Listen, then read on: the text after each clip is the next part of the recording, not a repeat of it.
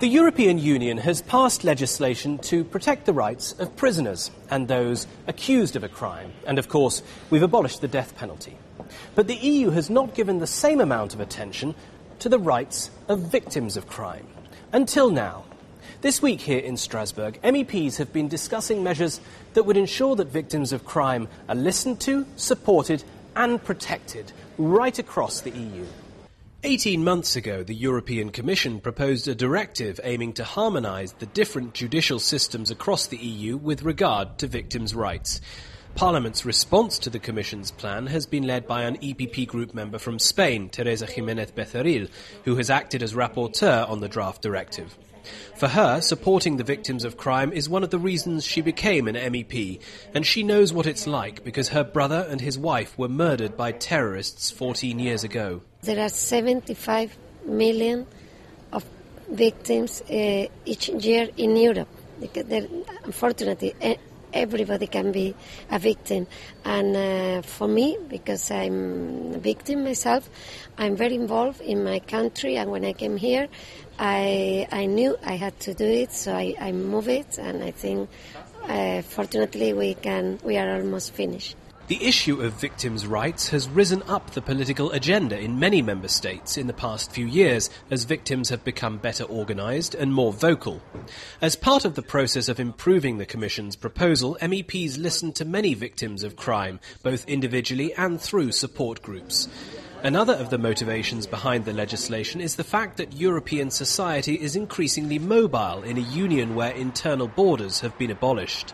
People need to be secure when they travel, and what are we going to offer them wherever they are? If they are in Berlin, in Rome, in London, in Athens, in Madrid, they can feel they are going to have the same rights and the same help if they need it. That now they feel insecure, and I think this is not just for victims.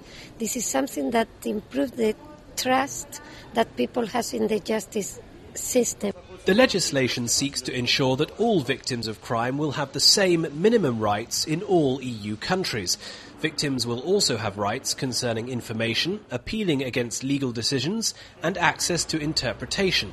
But that doesn't mean all victims will be treated the same. In fact, authorities will be obliged to make an assessment of the circumstances of each case, and victims will be treated according to their specific needs, including protection. Another key aspect of the legislation is that it covers not only direct victims, but family members of someone whose death was caused by a criminal offence. For the rapporteur, it's the culmination of a long personal and professional journey on behalf of other victims of crime. My central message is that they can feel, at least they can be more confident, they can feel more secure. Not now, but in a few years, in 3 years when we make the implementation.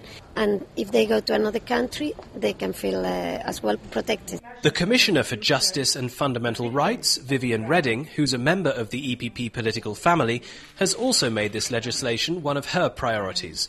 She explained the rationale behind the Commission's determination to make a difference. The victims were nowhere in Europe. When you had a process, when you had a court proceeding, normally you were speaking about the one who has done something wrong, but not about the one to whom something has been done wrong. The victims were completely forgotten in all our systems, and most of all, when somebody fell victim of a crime outside in his country of residence, it could become very, very difficult. The Parliament voted in favour of this report. So, a significant step, and perhaps a long overdue step, to extend minimum rights to all victims of crime across the EU. And that reflects the EPP's values of justice and dignity for all. For more information on our group's activities, please visit our website, eppgroup.eu. Thanks for watching, and see you again soon.